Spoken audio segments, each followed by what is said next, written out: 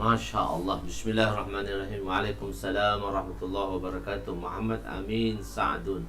Waalaikumsalam. Idham. Maryam Ahmad. Masya Allah.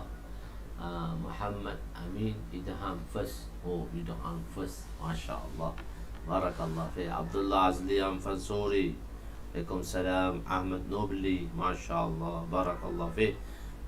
Pelajar-pelajar, Masya Allah, pelajar-pelajar yang dimuliakan oleh Allah. Muhammad Zikri Alif. Masya Allah Ustaz. Waalaikumsalam warahmatullahi wabarakatuh. Masya Allah, tuan boleh hadirkan diri, Masya Allah, bersama untuk kita bersama pada malam ni.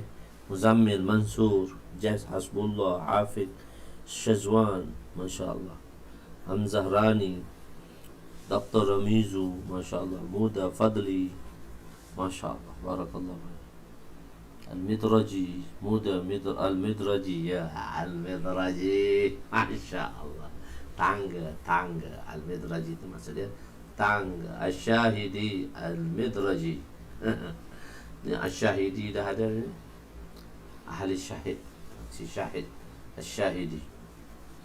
Asmawi Bujang, Waalaikumsalam. Pakcik Asmawi kita, Abang Asmawi kita, Masya Allah. Hamzah Rani, Masya Allah. Ayub Mujio, Syahsam, Muzakir Syukri, Masya Allah. Kehadiran tuan-tuan ditunggu, Masya Allah. Kinzo Miyazawa, Masya Allah. Kinzo Miyazawa, Masya Allah. Masya Allah, kita berada, Masya Allah, dengan iman dan ihtisab, yakin kita pada perintah Allah SWT dan yakin kita pada janji-janjinya. Masya Allah. Ustaz Zaki itu imam kita, Firdaus Fikri, Masya Allah. Hadirkan mereka yang hadir tu, bawalah nama-namanya sekali, Masya Allah.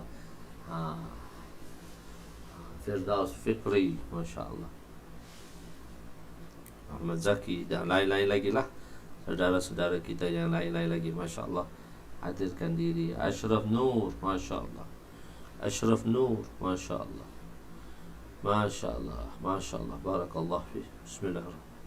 Bismillahirrahmanirrahim. Assalamualaikum warahmatullahi wabarakatuh. Subhanaka la ilma lana illa ma'allamtana innaka antal alimul hakim. La hawla wa la quwwata illa billahil aliyyil azim. Rabbi yassir wa la tu'assir wa tammim bil khair ya fattah wa bika nasta'in. Nahmaduhu wa nusalli wa nusallim ala rasulihil karim wa ala alihi wa ashabihi al-fatihina bihadijihim ilal haqiqatil majaza amma ba'du. A'udhu billahi minasyaitanir rajim. Bismillahirrahmanirrahim. Wal asri innal insana lafi khusr illa alladhina amanu wa amilu salihat wa tawasaw bil haqq wa tawasaw bis sabr. Sadaqallahul azim. وقال النبي صلى الله عليه وسلم لا يؤمن أحدكم حتى يحب لأخيه ما يحب لنفسه أو كما قال عليه الصلاة والسلام. Al-Fakir Cerasi, Sayyid Sofyan, Azrul Sulaiman, Akram Syahmi, Masya Allah. Nurizan Razak, Masya Allah. Ruqiyah Hayat, Masya Allah. Ramai lagi sahabat-sahabat kita yang ditunggu, Masya Allah. IMZ tak terkeluar malam ni. Tak, dia tak masuk lah tu kot. Ada sebenarnya. Nur Hisham, Masya Allah. Muhammad Nur, Abdul Aziz, Masya Allah. Masya Allah. Malam ni kita berada di muka surat 212, hadis 2237. Masya Allah. Ustaz kita jauh daripada panggilan pulau, iaitu panggilan pulau Ustaz Abu Hanafiyah Abu Bay, Masya Allah. Masya Allah, bersama dengan kita Ustaz Abu Hanafiyah, Masya Allah. Barakallah fih. Hadis ke berapa malam ni? 2237 ya. Masya Allah. 2237. Mintalah rahmat dan kasih sayang Allah Subhanahu wa taala. 2238.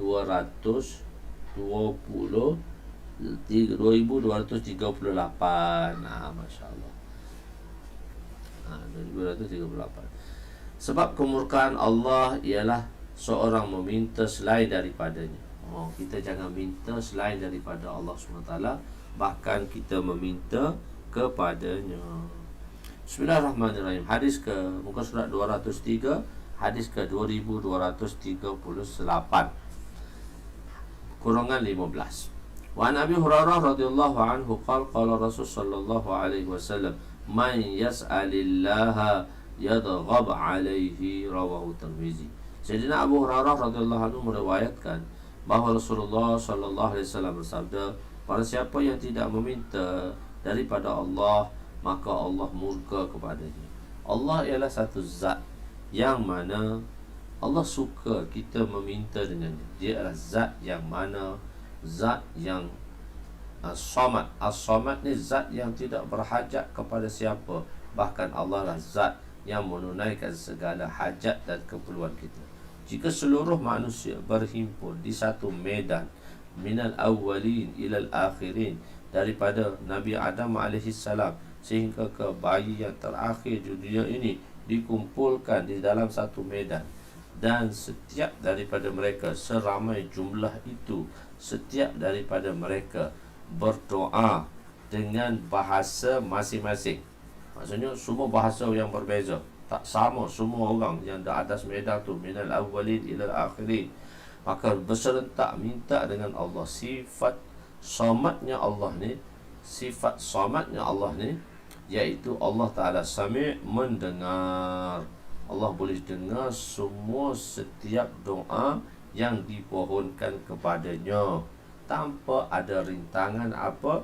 Bukan setakat itu, Allah Ta'ala boleh menunaikan segala hajat yang diperlukan oleh semua manusia pada masa itu, dalam masa sekaligus. Sekaligus, bukan berperingkat-peringkat, tunggu dulu, tunggu masa dulu, giliran, tak, sekaligus. Jadi Allah zat yang begitu mulia, Allah zat yang begitu kaya. Dan Allah, sebab tu Allah kata Dia tak suka, Dia murka pada orang yang minta selain daripada. Sebab Dia je yang boleh bagi. Dialah zat yang kaya, yang boleh bagi semua sekali pada kita. Jadi jangan kita minta selain daripada Allah. Isa sa'alta, Nabi kata, fas'alillah. Bila kau nak minta, mintalah dengan Allah SWT. Allah SWT sangat menyukai orang yang meminta kesejahteraan. Hadis ke 2239 kurungan 16. Wa ani ibn Umar radhiyallahu anhu qala Rasul sallallahu alaihi wasallam, man futiha lahu minkum babud du'a futihat lahu abwabur rahmah wa ma su'ila Allah syai'an ya'ni ahabba ilaihi min an yas'ala afiyah, rawahu Tirmizi. Sayyidina Abdullah bin Umar radhiyallahu anhuma meriwayatkan bahawa Rasulullah sallallahu alaihi wasallam bersabda, barang siapa dalam kalangan kamu yang dibuka baginya pintu doa, nescaya dibuka baginya pintu-pintu rahmat. Tiada sesuatu yang Allah lebih suka diminta daripadanya melebihi daripada meminta afiah. Allahumma inna nas'aluka afiyah. Allah tak, bila kita nak minta, kita minta. Wa ma su'ilallahu syai'an. Afiyah ialah seorang yang selamat dan sejahtera daripada segala bala, musibah, penyakit, kemusnahan dan perkara-perkara yang tidak disukai, baik dari segi zahir maupun dari segi batin. Itu maksudnya afiyah. Sebab tu kita minta afiyah. Afiyah ni kesejahteraan. Kesejahteraan ni dikatakan nikmat ketiga besarnya selepas nikmat iman dan Islam. Selepas nikmat iman dan, oleh itu mereka yang memohon afiyah itu seolah-olah memohon segala kebaikan di dunia dan akhirat. Sebab tu Allah suka, sebab Allah kata dalam afiyah tu, apa maksud afiyah? Iaitu segala bala, tersejahtera daripada segala bala, musibah, penyakit, musnah dan perkara yang tidak disukai. Sebab itu Allah SWT tidak menyukai orang yang memohon afiyah dan kesejahteraan. Sebab itu Allah SWT sangat menyukai orang yang memohon afiyah dan kesejahteraan. Nas'alullah al-afiyah. Maksudnya kami memohon afiyah daripada Allah SWT. Kami nak daripada Allah. Allahu Akbar. Lagi hadis 2022-40 kurungan 17, untuk penerimaan doa ketika berada dalam kesempitan, hendaklah berdoa sebanyak-banyaknya ketika berada dalam kesenangan. Jadi sebab itu kita kena latih. Sebab apa tuan-tuan yang bila kita mohon, dengar macam gema dengar macam gema. Kenapa pula orang lain tak dengar macam gema ke? Saya dengar macam gema. Orang lain macam mana? Okey, suara clear atau gema-gema bunyi. Sebab Muhammad Amri ni dia bunyi bergema, ada gema-gema pula. Orang lain okey. Sofian, ya, ada gema. Wah, gema apa pula ni? Ada gema apa pula malam ni? Alhamdulillah okey je. Betul gema dan jauh. Betul, gema dan jauh. Okey, gema lagi. Ada sikit gema, tapi masih okey. Ada lagi gema lagi tak? Okey, gema lagi tak? Alhamdulillah. Betul, gema sikit. Okey. Tapi okey lah. Boleh dengar, okey.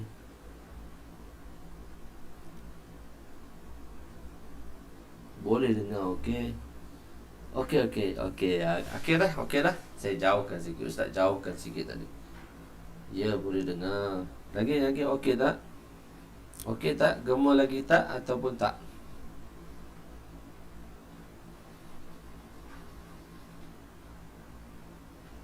Ada gema tak? Okey, Cerasi kata okey. Okey. Kita pergi seterusnya. Wa an Abi Hurairah radhiyallahu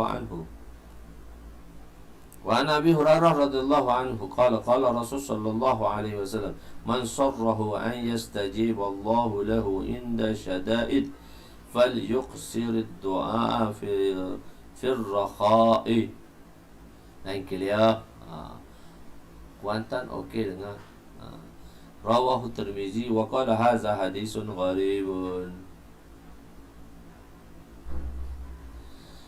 Sayyidina Abu Hurairah radhiyallahu anhu meriwayatkan bahawa Rasulullah sallallahu alaihi wasallam bersabda, barang siapa yang suka Allah mengkabulkan doanya ketika berada dalam kesusahan, maka hendaklah dia sentiasa banyak berdoa ketika berada dalam kesenangan. Sebab doa ni kita latih. Doa ni tuan-tuan yang mulia, kita minta, kita latih. Sebab doa yang paling Allah dengari, ayu doa asma'u indallah. Apakah doa yang paling kita Allah dengari doa kita? Sahabat tanya, ayu doa asma'u indallah, manakah doa yang paling Allah dengari? Maka Nabi kata paling terima jawful lail kullu duburi as-salawatil maktubah. So kita jadikan doa itu sebagai wirid kita. Kita jadikan doa itu sebagai amalan kita. Macam mana kita ada wazifah. Tuan-tuan kan Masya Allah macam-macam, ada wazifah 300 pagi, 300 petang, ada selawat, ada baca la ilaha illa anta subhanaka inni kuntu minaz zalimin. Cuma saya tak jumpa, saya tak dengar kakak saya lama dah tak ada sini. 2 orang kakak saya, 2 orang adik saya tu memang dia sibuk lah. Tapi 2 orang kakak saya memang saya rasa Umi Ji ada, cuma dia tengok TV, dia tak boleh nak bagi komen. Kak Jah ni, Faizah ni, Puan Faizah, Datin Faizah ni dia ada tak di sini? Datin Faizah ni dia ada ke tak? Tak ada sini sebab lama dia dah tak komen.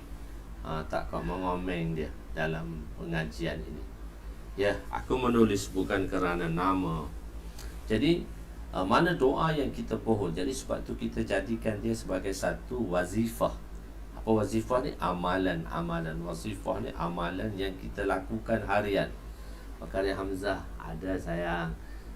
Faizah Hamzah ni macam mana? Kita doakan, iaitu kita jadikan dia sebagai wazifah. Wazifah dia maksud macam mana? Kita jadikan doa ni sebagai satu amalan. Sekurang-kurangnya selepas sembahyang, seboleh-bolehnya atau setidak-tidaknya kita doa 10 minit. Allah berbahagia kan bila Allah Subhanahu Wa Taala memberi taufik tadi kan. Bila Allah SWT telah buka pintu doa baginya. Dan barang siapa yang di kalangan kamu yang dibuka baginya pintu doa, nescaya dibuka baginya pintu rahmat. Mana dibuka pintu rahmat, dibuka pintu rahmat. Pintu doa ni, kalau orang dibuka pintu rahmat, dibuka pintu doa. Allahu Akbar. Saya pun tak dapat lagi ni. Cerita bagi tahu ni supaya saya pun perolehi juga perkara ini. Kita doa kurang-kurangnya 10 minit selain daripada wirid, 10 minit selepas sembahyang. Jadi terima sembahyang dah 50 minit dah. So Allah sangat suka 10 minit. Mungkin kalau 10 minit susah, 5 minit dulu. Sebulan naik seminit, naik seminit, naik seminit. Masya Allah, Masya Allah. Jadi kita kena banyak berdoa kepada Allah. Doa itu taufik daripada Allah. Dan apabila kita meninggalkan dosa-dosa dan maksiat, menaruh keyakinan terhadap penerimaan sewaktu berdoa. Dan sifat-sifat macam mana kita nak berdoa, kita menaruh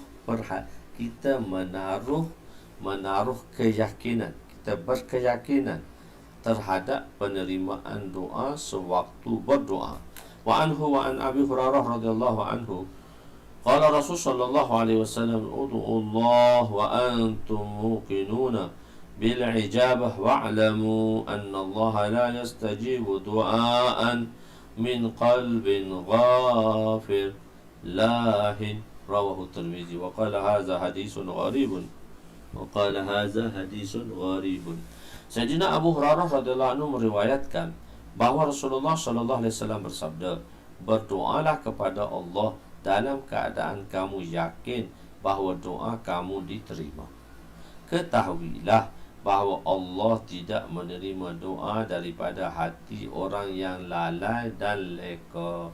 Hadis riwayat Imam Tirmizi. Beliau berkata hadis ini hadis gharib. Udu'ullaha wa antum muqinuna bil ijabah.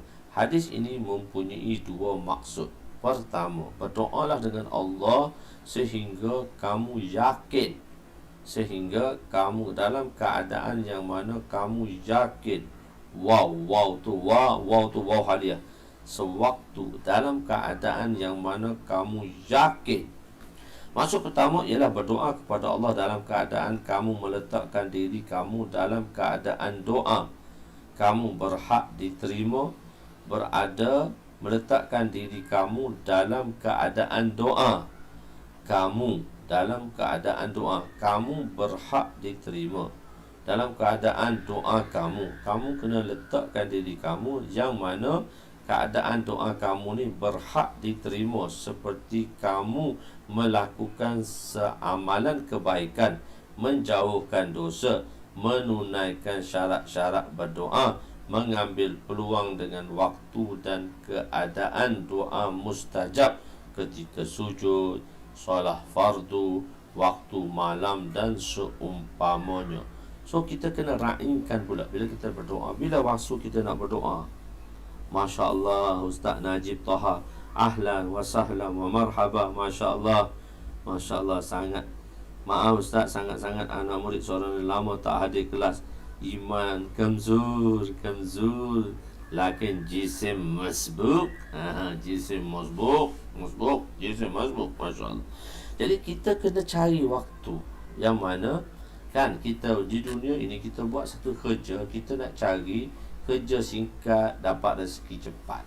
Begitu juga di dalam masalah-masalah ukhrawiyah kita, terutama masa doa. Jadi kita kena carilah waktu-waktu mustajab doa, seperti ketika sujud, ketika solat fardu, waktu malam, seumpamanya, macam-macam.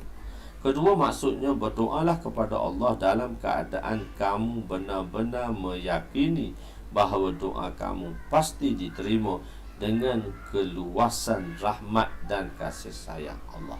Ini apa-apa pun sekali, dia bersangkut paut dengan ihtisab.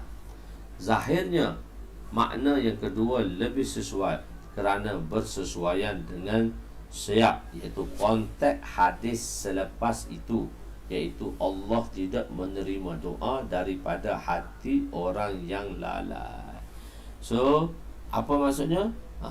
Sebab tu doa kita mesti tawajuh. Sebab Allah Ta'ala tak akan menerima doa daripada hati yang lalai, ghafil, lalai. Doa baca mulut, baca doa, tapi hati tak tahu ke mana, leka dengan sesuatu tindakan yang lain. Hadis seterusnya 22-42 kurungan 19. Di manakah kedudukan tangan ketika berdoa? Ada adab pula. Doa ni kita nak letak mana tangan. Jadi tak semestinya, dan kita telah jelaskan ada tempat yang mana kita berdoa tanpa angkat tangan. Tapi ada tempat mokek yang tertentu bila kita berdoa kita kena angkat tangan. Dan tangan tu mana kita nak letak? Tak semua kita kena doa angkat tangan. Kita dah beritahu kan, doa-doa harian, doa-doa makan, minum, masuk tandas, semua kita tak angkat tangan. Doa masuk tandas adakah kita angkat Allah? Allahumma inni ghufranaka, Allahumma inni a'udzubika minal khubuthi wal khaba'is. Kita angkat tangan? Tak, sebab itu doa-doa masnun yang dibaca hari-hari. Begitu juga tentang doa makan, tak perlu angkat tangan. Allahumma barik lana fi ma razaqtana wa qina azabannar. Orang kalau saya suruh baca doa makan ni, dia angkat tangan. Saya suruh salah je. Nak kata tak ada, tak payah. Dia dah angkat dah, kita pun angkat lah. Tak apalah, ra'i kat dia je lah. So maka kita pun angkatlah tangan kita. Allahumma barik lana fi ma razaqtana wa.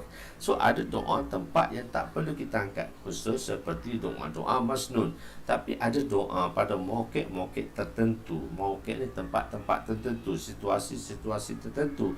Maka bila kita berdoa selepas sembahyang ko, selepas berzikir ko, selepas melakukan satu-satu amalan ko, maka kita berdoa. Masa tu kita angkat tangan. So tangan kita pada masa tu nak letak kat mana? Tangan kita masa tu nak letak kat mana? Begitu. Di manakah kedudukan tangan ketika berdoa? Wa an Malik bin Yasar radhiyallahu anhu qala Rasul sallallahu alaihi wasallam, "Idza sa'altumullaha fas'alu bi butuni aquffikum au wala tas'aluhu bi buturiha."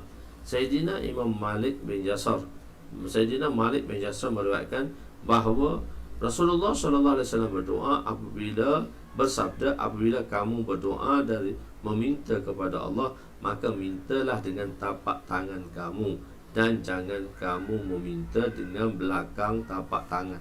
Maksudnya minta dengan tapak tangan kita tu menghadap muka kita. Macam ni, tapak tangan tadi menghadap muka kita. Macam mana pula yang mana ditanya oleh Ustaz Abu Hanafiyah, bila kita berdoa balak, kita tu terlingkupkan doa tadi. Kita terlingkupkan doa tadi. So maka seolah-olah hadis ni kita terlingkupkan doa tadi, kita terlingkupkan doa tak boleh. Sedangkan ada tempat bala kita boleh, ada ulama-ulama terlingkupkan. Jadi bermakna begini, bermakna tak semua tempat kita tak boleh, bukan semua tempat kita larang daripada belakang tapak tangan. Ada tempat-tempat tertentu, sebab cuma jarang saja bila kita nak tolak bala saja kita letak tangan macam tu. Kita menghadap tapak tangan ni, belakang tapak tangan tu ke muka kita. Biasanya kita menghadap ke muka kita. So kita hadap macam tu ke muka kita, sama dengan dada kita angkat. So kadang-kadang Nabi angkat macam tu sama dengan dada. Kadang tinggi sikit, nanti riwayat akan datang. Kadang tinggi sikit, kadang tinggi sangat. Tu minta dengan sungguh tu. Kadang tinggi sangat. Allah. So macam mana saat situasi tangan yang kita nak berdoa kepada Allah SWT. Ajib Nabi sallallahu alaihi wasallam memberitahu satu persatu kehidupan untuk kita, macam mana untuk kita menghadap Allah SWT dan macam mana untuk kita berdoa kepada Allah, berbagai-bagai peringkat dan keadaan. Wa fi riwayat Ibn Abbas, "Sallallahu butuni ukaffikum wa la tus'aluhu fi buturiha." Fa iza faragtum famsahu biha wujuhakum. Sebab tu ada sabit juga dalam riwayat Sayyidina Abdullah bin Abbas, baginda bersabda, mintalah daripada Allah dengan tapak tangan kamu dan jangan kamu meminta dengan belakang tapak tangan tadi. Apabila kamu selesai, maka sapulah wajah kamu dengan tapak tangan. Amin. Sapu dengan tu. Amin. Amin. Angkat raut muka tu. Amin. Ada hadis rupanya riwayat Imam Abu Daud. Masya-Allah. Bukan angkat doa. Amin. Tak. Lepas tu amin. Walhamdulillahirabbil alamin. Sudah tak. Pohon ambil tangan tu, berkat tangan doa tu, raut kat muka. Amin. Masya-Allah. Maksudnya ialah semasa berdoa, apabila tangan diangkat, maka telapak tangan berada di depan muka seperti kebiasaan orang berdoa, yakni tidak membalikkan tangan kecuali ketika solat istisqa. Istisqa tu kan kita dah belajar dah. Maka keadaannya dikecualikan, maka tapak tangan diterbalikkan. Kenapa? Kerana semasa istisqa dinukilkan bahawa tapak tangan diterbalikkan. Okey. Hadis seterusnya 22:44-22 mengangkat tangan ketika berdoa. Tadi kedudukan tangan nak berdoa macam mana, dan satu macam mana pula angkat tangan tinggi ke rendah dan sebagainya. Wan Sulaiman radhiyallahu anhu qala Rasul sallallahu alaihi wa Salman radhiyallahu anhu qala Rasul sallallahu alaihi wasallam inna rabbakum hayyun karimun yastahyi min ibadihi iza rafa'a yadayhi ilaihi an yuradduhuma sifra. At-Tirmizi, rawahu Tirmizi wa Abu Daud wa Baihaqi fi Da'watil Kabir. Allahu Akbar. Sayyidina Salman radhiyallahu anhu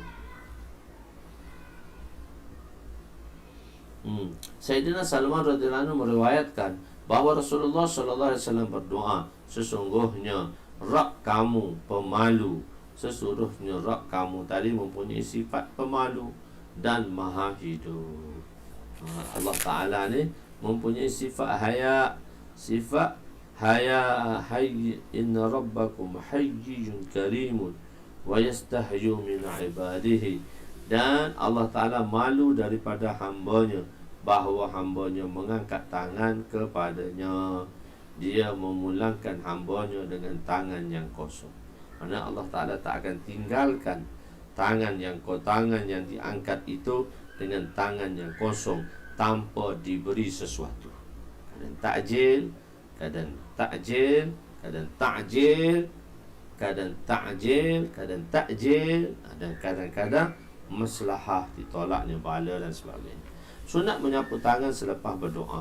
Wa Ali bin Umar radhiyallahu anhuma, hadis 22:45 radhiyallahu anhuma qala Rasul sallallahu alaihi wasallam iza rafa'a yadayhi fi du'a lam yuhattahuma hatta yamsaha bihima wajhahu. Rawahu Tirmizi. Sayyidina Abdullah bin Umar radhiyallahu anhuma meriwayatkan bahawa Rasulullah sallallahu alaihi wasallam apabila selesai berdoa, baginda tidak akan meletak kedua tangan baginda sehingga baginda menyapu wajah baginda dengannya. Tak letak lagi, terus sapu dulu, doa macam tu terus sapu. Amin, amin ya rabbal alamin. Macam tu. Daripada hadis ini diketahui bahawa ketika berdoa hendaklah mengangkat tangan, dan selepas berdoa tangan itu disapu ke muka. Ini adalah sunnat. Ini adalah amalan-amalan yang dilakukan oleh Nabi, di antara sunnah yang berdarjah sunnat. Okey. Hadis ke-22-46, Nabi menyukai doa yang jamik, doa yang mana pendek tapi merangkumi benda yang luas, dipanggil jamik. Sebab tu kalau kita nak buat satu-satu ta'rif, dalam ta'rif tadi, dalam mendefinasikan sesuatu perkara, dalam ta'rif kita panggil dia ta'rif, nak definasikan, maka dalam ta'rif tu kita mesti ada ta'rif jamik. Perkataan yang kita sebut tu dia mesti jamik. Jamik ni ialah pendek. Kita sebut ni, kita rangkumkan apa yang kita nak daripada perkataan jamik ni. Maksudnya kita sebut satu perkataan yang mana merangkumkan kesemua apa yang diingini oleh kita. Manik ni ialah kita hindarkan daripada perkara. Manik maknanya hindarkan daripada perkara yang bukan. Hindarkan. Jami' merangkumi semua. Manik ni menghindarkan daripada perkara yang tak disukai. Wa Aisyah radhiyallahu anha qalat kana Rasul sallallahu alaihi wasallam yastahibbul jawami'a min ad-du'a wa yad'u ma siwa zalika, rawahu Abu Daud. Sayyidatuna Aisyah radhiyallahu anha meriwayatkan bahawa adalah Rasulullah sallallahu alaihi wasallam menyukai doa yang mempunyai makna yang luas, jami' makna yang luas, dan baginda meninggalkan selain daripadanya. Dan doa yang jami'. Apa maksud doa yang jami'? Apa maksud doa jami'? Ialah doa yang dilafazkan, lafaznya kurang, perkataannya tu kurang, tetapi maknanya merangkumi kebaikan dunia dan akhirat. Seperti Rabbana atina fid dunya hasanah wa fil akhirati hasanah wa qina. Ya, hendaklah diingat bahawa kebanyakan adab mubarakah Nabi ialah berdoa dengan masa yang lama dan panjang. Rabbana, wahai Tuhan kami, atina, bagilah kepada kami, fid dunia hasanah, pada dunia ini kebaikan, dan juga bagilah pada kami di akhirat kebaikan, dan peliharalah kami daripada api neraka. Tapi kita kena ingat kebanyakan adab mubarakah yang mulia yang ada pada Nabi ialah baginda berdoa dengan masa yang lama dan panjang. Doa yang jami' hanya pada waktu tertentu sahaja, dan ia juga sabit. Maknanya ia juga benda ini berlaku, iaitu sabit kepada Nabi. Tapi normalinya Nabi doa panjang. Dulu saya selalu melatih diri saya supaya apa? Setiap selepas sembahyang 10 minit berdoa. 10 minit berdoa. Masya Allah. Kalau boleh kita latih macam tu, Masya Allah. Hadis ke-2247. Doa seorang ghaib kepada seorang ghaib cepat. Doa orang yang tak hadir kepada kawannya yang tak ada di depannya. Itu doa ghaib tu. Ghaib tu doa seorang ghaib kepada seorang ghaib. Doa satu A kepada B, yang mana dia tak ada satu sama lain, dia tak ada dekat satu sama lain. Doa A, doa seorang ghaib, doa orang yang tak ada kepada seorang kawannya yang tiada di situ, diterima. Wa an Abdullah bin Amr radhiyallahu anhuma qala Rasul sallallahu alaihi wasallam, inna asra' ad-du'a'i ijabatun wa da'watul ghaib lil ghaib. Sebab saya terjemah lafaz itu, rawahu Tirmizi wa Abu Daud. Sayyidina Abdullah bin Amr radhiyallahu anhuma meriwayatkan bahawa Rasulullah sallallahu alaihi wasallam bersabda, sesungguhnya doa yang paling cepat dimakbul, doa yang paling cepat Allah terima, ialah doa seorang yang ghaib kepada yang ghaib.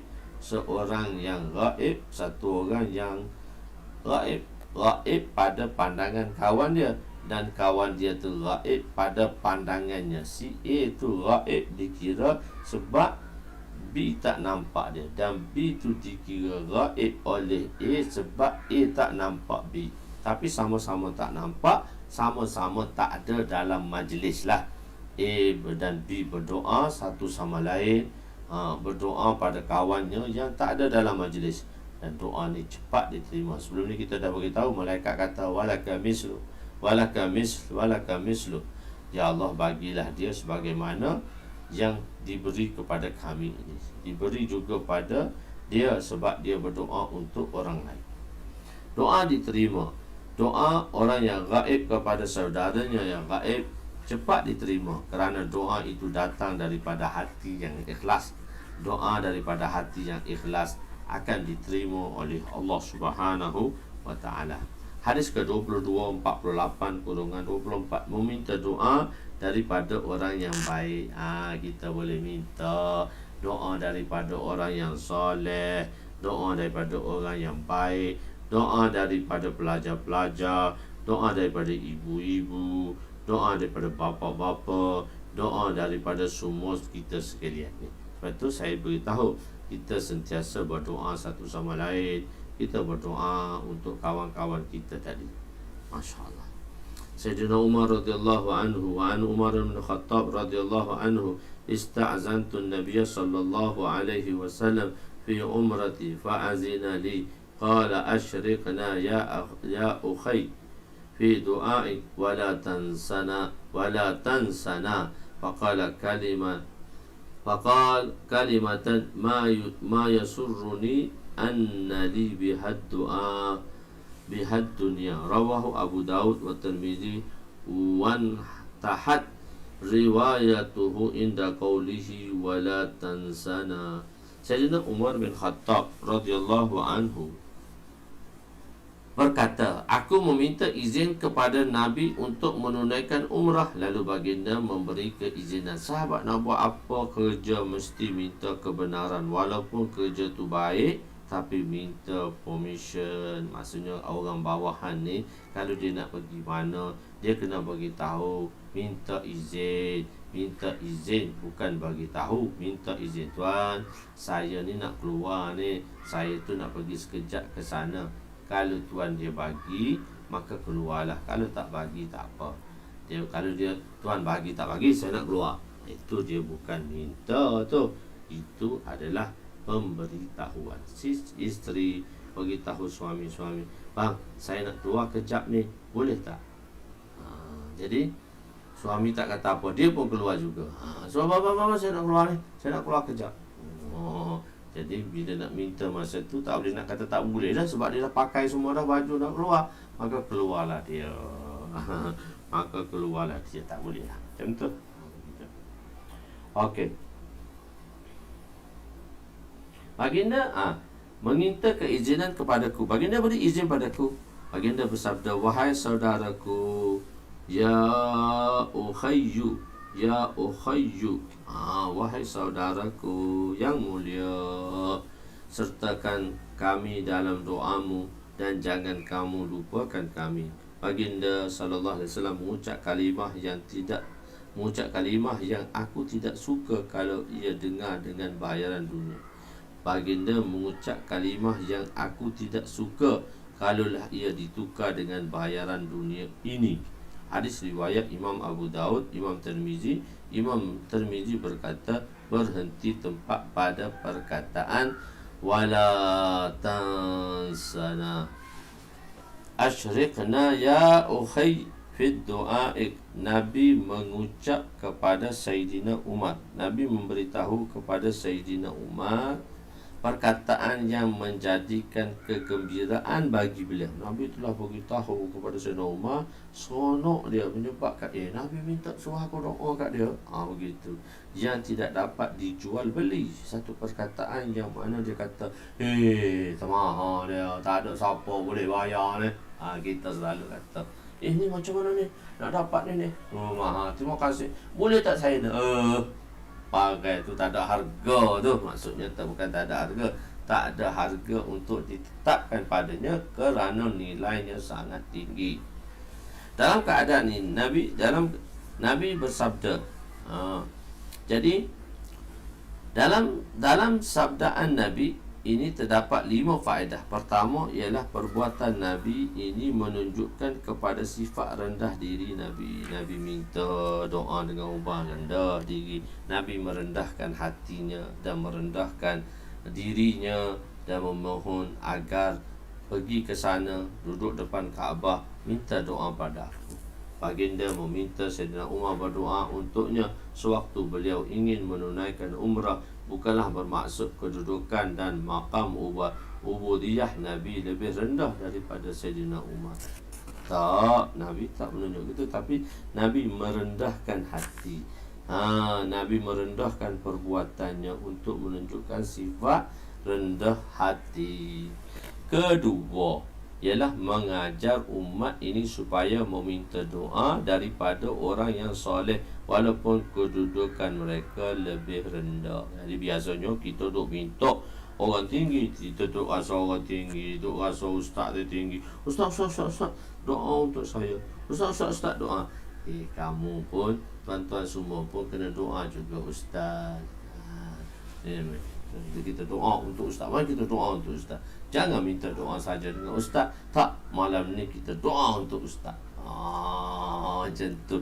Untung saya doa untuk tuan-tuan semua. Tuan-tuan, saya doa seorang untuk tuan-tuan semua. Tapi tuan-tuan semua doa untuk saya. Saya lah untung saya dapat banyak doa daripada tuan-tuan. Jadi macam tu. Jadi kadang-kadang ustaz ni kita doa kat dia. Kita hadiah doa untuk dia. Masya Allah ustaz, Masya Allah. Kita doa kepada asatizah tadi. Kedua. Ketiga, ialah mengajar umat ini supaya jangan berpada dengan berdoa untuk diri sendiri sahaja. Bahkan sebutlah juga nama kaum kerabat dan rakan taulan di dalam doa. Kenang daku dalam doamu. Maksudnya Ustaz, jangan lupa ya, kenang daku dalam doamu. Ketiga tadi. Keempat ialah hadis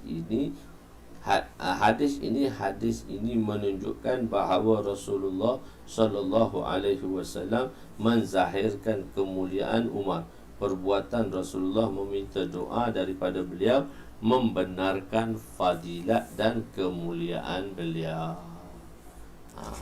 Lima mana? Banyak lima. Ada 5 faedah. 1 tak sebut. Kadang-kadang tertinggal. Gombak kat mana? Mana pula gombak ni? Ada apa pula tubik gombak kat mana ni? Dia mungkin ada communicate 2 kali. Masya Allah. InsyaAllah Ustaz doa untuk Ustaz juga. Jangan hak Ustaz tu dia didoakan juga. Kita berdoa kepada dia juga. Bergembiralah mereka yang doanya tidak ditolak. Allah, untungnya satu orang tu mana doa dia ni tak ditolak. Doa dia tak ditolak. Allah, beruntungnya dia. Ya Allah. Wa Nabi Hurairah radhiyallahu anhu qala Rasul sallallahu alaihi wasallam salasatun la turaddu da'watuhum as-sha'im hina yuftiru wal imamu al-adilu wa da'watul mazlum yarfa'uha Allahu fawqa al-ghamami wa tuftahu laha abwabus sama' wa yaqulu rabbu wa izzati la'ansurannaki wala ba'dahin. Rawahu Tirmidzi. Sayyidina Abu Hurairah radhiyallahu anhu meriwayatkan bahawa Rasulullah sallallahu alaihi wasallam bersabda, 3 golongan yang doa mereka tidak ditolak. Orang yang berpuasa ketika dia berbuka berpuasa, pemerintah yang adil, dan doa orang yang zalim. Doa orang yang zalim akan diangkat oleh Allah ke atas awan dan dibuka baginya pintu langit. Allah SWT berfirman, demi kemuliaanku, pasti aku akan membantu kamu walaupun berlalu satu tempoh. Tak semestinya selalu, tapi berlalunya satu tempoh.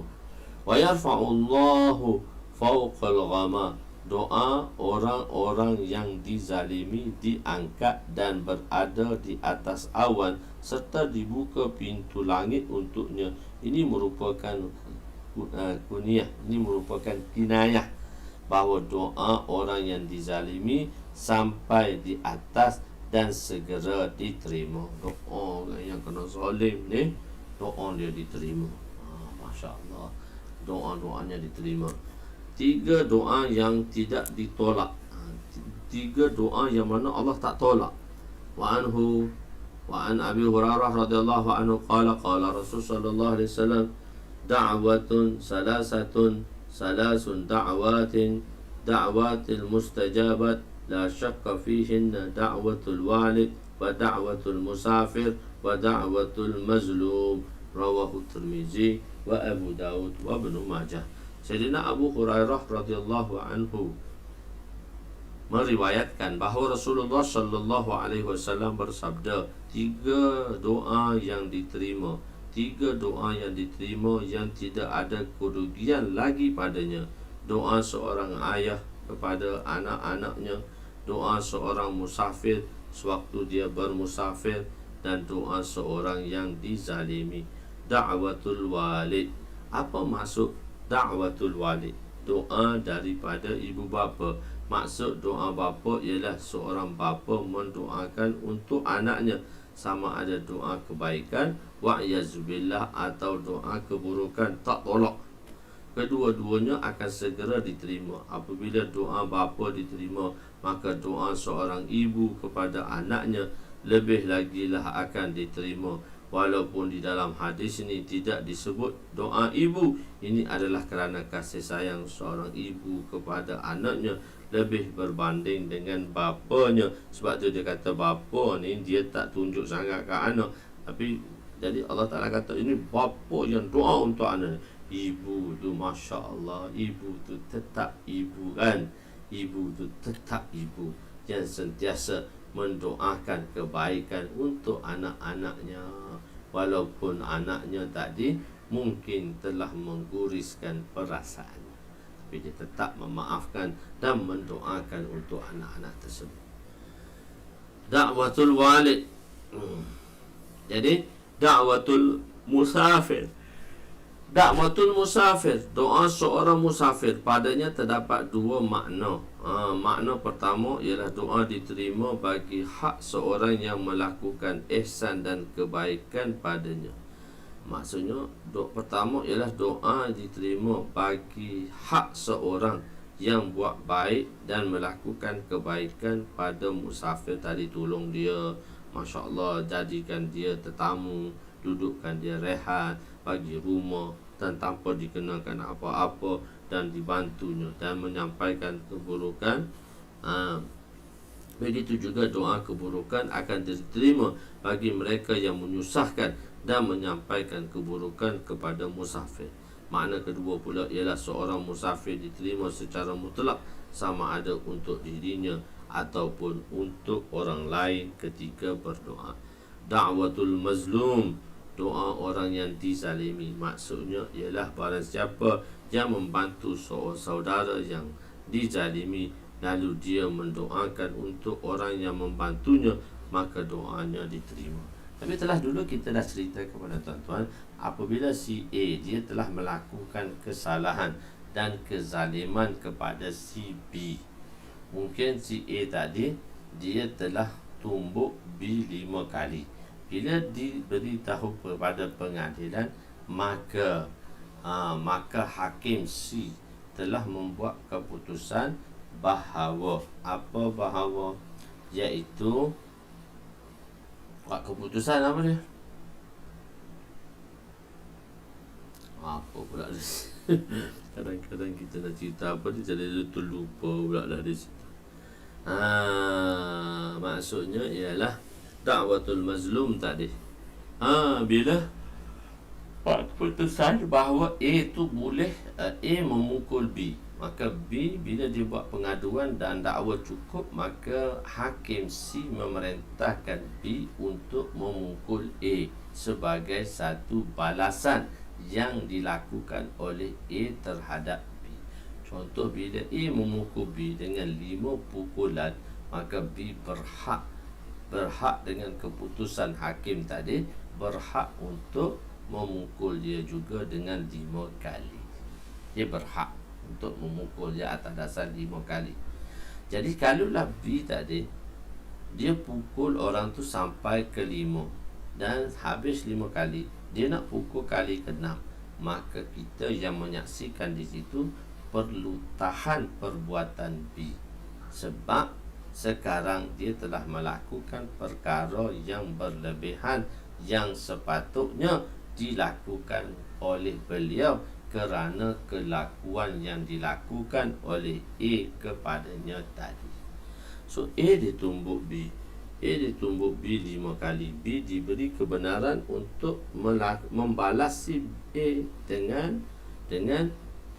membalasi A lah, dengan cara mahkamah dan sebagainya lah, untuk membalasi A, atau dia kata dengan menumbuk si A tadi.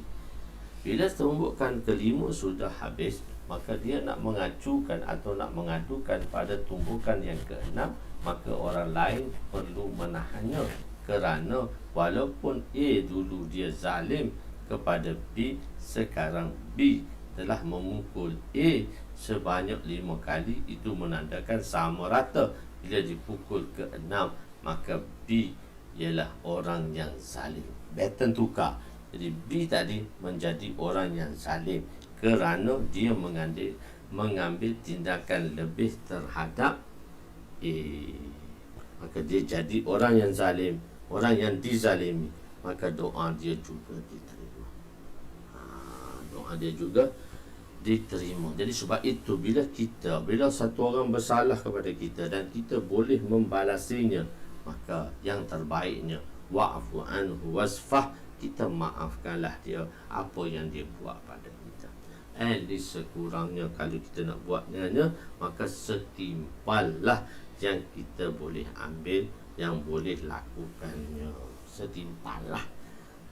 Jadi lebih, maka baton telah bertukar tangan. A yang dulunya zalim kerana menzalimi B, tetapi B telah mengambil satu tindakan yang lebih daripada apa yang dilakukan oleh A, maka B telah menjadi zalim, dan A juga pula telah menjadi orang yang dizalimi. Maka doanya diperkenankan dan diterima oleh Allah sewaktu dia berdoa. Qisas lah, maksudnya qisas. Sebab tu kadang-kadang kan hukum, maksudnya dia kena buat lebih. Qisas ni ialah, qisas tu perkara besar lah. Yang benda ni dilakukan oleh pihak yang bertanggungjawab. Dipanggil penguat kuasa. Jadi dia ada kuasa lah. Dia yang menjalankan perintah tersebut, dan dialah yang menjalankan hukuman tersebut. Okey. Hadis yang ke-22, 2251-27, fasal ketiga, iaitu fasal yang dilebihkan oleh pengarang daripada kitab asalnya Al-Masabih dalam kitab Mishkatnya. Wa an Anas radhiyallahu anhu qala qala Rasul sallallahu alaihi wasallam, wa Anas radhiyallahu anhu qala Rasul sallallahu alaihi wasallam, qala Rasul sallallahu alaihi wasallam, liyas'al ahadukum rabbahu hajatahu kullaha hatta yas'alahu syis'u na'lihi izan qata'a. Sayyidina Anas radhiyallahu anhu hadapkanlah hajat kita di hadapan Allah walaupun sekecil mana sekalipun. Bila kita berhajat kecil pun, simple je kita tengok hajat, tapi jangan lekang kita dengan meminta dan memohon kepada Allah. Jangan kedekut kita dengan doa untuk memohon kepada Allah walaupun perkara itu kecil sekali. Sayyidina Anas radhiyallahu anhu meriwayatkan bahawa Rasulullah sallallahu alaihi wasallam bersabda, hendaklah salah seorang daripada kamu memohon daripada Rabb-Nya akan hajatnya kesemua sekali, walaupun tali kasutnya yang terputus. Tolong ambil tali kasut aku tu.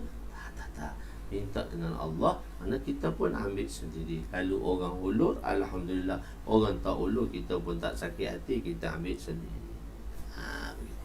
Diulangkan hatta yas'alahu syis'a na'lihi izan qata'a. Jika tali kasut seorang terputus sekalipun, maka hendaklah dia meminta kepada Allah. Disebut berulang-ulang kali menunjukkan bahawa apabila memohon kepada Allah, walaupun berada di mana sahaja, tiada halangan baginya, dan tidak ada dan tidak akan ditolak doanya. Allah sangat menyayangi hambanya sehingga Allah tetap menunai hajat hambanya walaupun sekecil mana ia pun. Kecil je minta tali kasut je, tapi jangan minta dengan orang. Maksud tali kasut tu nak beritahu satu benda yang adna, satu benda yang simple, itu pun jangan kita minta dengan orang, bahkan kita minta dengan Allah. Jangan kita minta dengan orang, kita minta dengan Allah.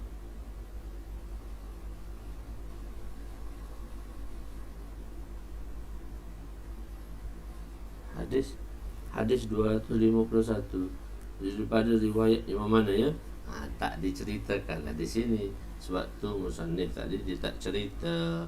Tu wazada kat bawah tu.